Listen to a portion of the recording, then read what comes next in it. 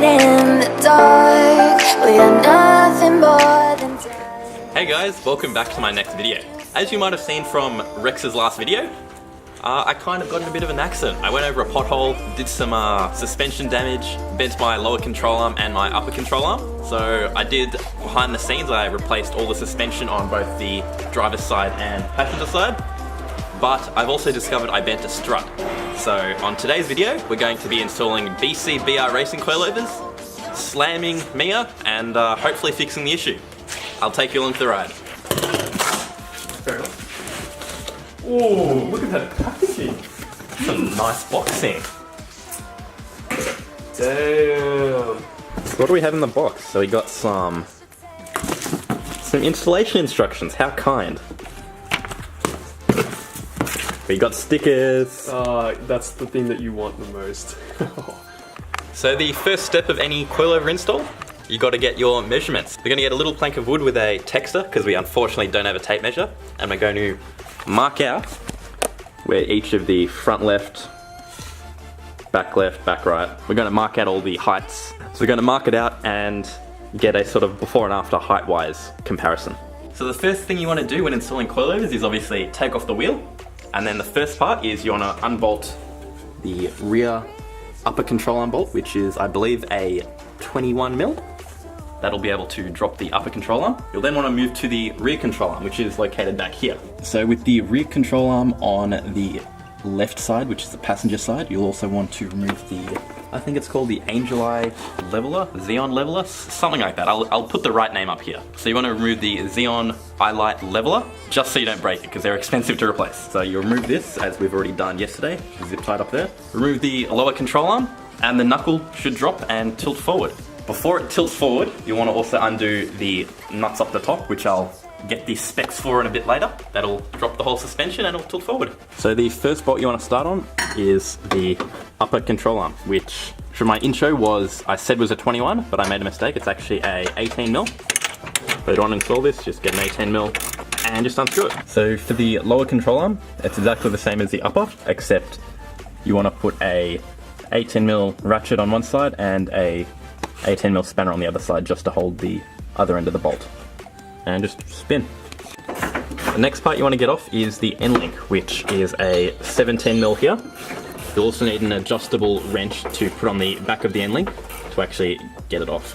So once the upper and lower control arm, as well as the tie rod, have been taken out of the knuckle, the whole suspension should just be held up by the 3 nuts up the top here. So you can pretty easily get to this one and this one here, but unfortunately the actual sway bar is in the way of that. So to get rid of the sway bar, instead of taking off the entire cowling, you just get an E14 and undo the top part. Once you've taken it off, lift the bar up, and that should give you just enough clearance to get to that bolt there. Now this bolt size is also a 13mm. You will also need a long thin tool such as a screwdriver to spread the knuckle, which will allow you to remove the strut. You can get it out, stick it up. Yeah, I've got it. There you go. Now take it out. Yeah. Ah, fuck.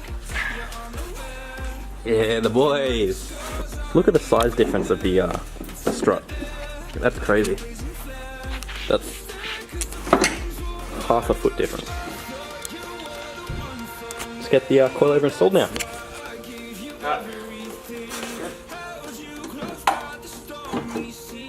After the new coilover has been put into the knuckle, it's a process of reversal by installing all the bolts that you've taken out.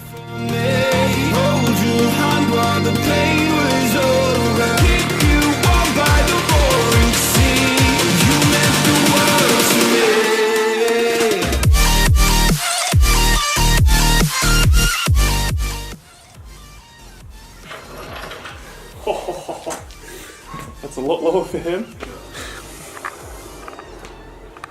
So the car's now lower, as you would have seen in the previous clip. Fortunately, we're still copping health. So the left side is obviously fine, no camber issues. And then you come over to the cooked side. It has not fixed the issue. There is still some slight camber. It obviously has fixed it to some degree, as the strut was bent. The next thing is, I guess, is replacing the knuckle. Once that's replaced, I don't even know what it could be if it still doesn't fix the issue. So it's now day 3. I've now gone and purchased a brand new knuckle, brake and everything from a wrecked 328i. Hopefully this is a direct bolt-on onto my current wheel assembly and this fixes the camber issue. So we've disassembled the new part that's going on the car. Got the old rotor off. Got all the old hardware over here that's probably going in the bin or Gumtree. And we are currently removing the old knuckle and assembly. As you can tell, there's a pretty substantial difference between the old one and the new one. New one's on the right, obviously, because it's a lot cleaner and newer. The left one just completely destroyed. So hopefully, this left one's bent, this right one will fix the camber issue. Yeah, the boys. Just put the new wheel on with the brand new knuckle, and we've fixed the camber issue. What do you think? Do you recommend buying a BMW? Nope. So that has taken about 2.5 weeks to fix that. So next process is we'll tighten all the bolts up under load, finish off the rear coilover install, get it aligned, and then we'll be home sweet.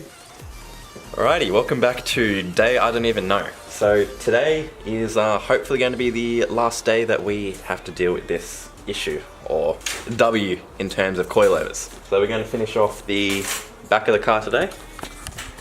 To start off, it's pretty easy. Just remove most of the interior of your boot to actually get access to the top hats of the struts. So you want to remove all of that fender lining and that fender lining over there. Once that's removed, jack up the car, take off the wheels, drop the lower control arm, I think it's called, and it should all just fall out. So once you've removed the majority of the clips on this side, you want to grab this and just pull forward. And the whole insert should just come straight out. Then want to remove little dust cap that goes on there and use a Phillips head, as Rex is doing right now, to undo that screw. That is overly difficult to get that fender liner out. The final step of getting to the actual coil is removing this rubber dust cap on the top, and that hopefully will reveal the top bolt. So while Rex is installing the coilover that we've finished on that side, I'll explain how to actually do it. So to start off, you want to get the top part of it off, which you will need a 6mm socket that wraps around the top like that. You'll then want to get a 16mm, one of these, wrench, I don't know, and stick it around the bolt inside and turn it, which will bring off this little, I don't even know what this is called, squishy lock thing. You'll want to end up saving this because you'll reuse the squishy soft part on the bottom of it. The next part you want to do is loosen up this lower control arm bolt by using a jack to put upwards pressure on it. This will relieve tension on this bolt and allow you to actually loosen it. So once you use both 21mm ratchet and spanner, that whole lower control arm should go down. Then you just want to compress the actual strut and pry down the lower control arm to get the spring out. Pretty straightforward on the rears compared to the front. I'm gonna pull it out. No. Yeah, the boys, get rid of this old shit. So this is a new spring we got from BC Racing. It's pretty standard. You've got your actual spring, you've got the spring perch, and you've got a little rubber bit to join up with the car. So it's pretty straightforward swap over. So in the actual original lower control arm, you'll have this little rubber bit that you will need to remove. You'll also have a rubber bit potentially stuck here. So you want to get a screwdriver and just sort of pry that off and install your new coilover spring in here and in the bottom. So you'll also want to grab the original bump stop, I believe it's called, from the original shock. This comes with a little squishy foam thing and a little dust cap. So that will need to go on top of the brand new strut. You'll also want to remove this metal spacer that is found slotted inside the center. So that will need to be removed and this installed on the brand new strut. You'll also need to grab this off the top housing of your strut and modify it slightly. So you'll need to cut around here with a screwdriver or something like that and remove this, once again, foam bit and install it on the top.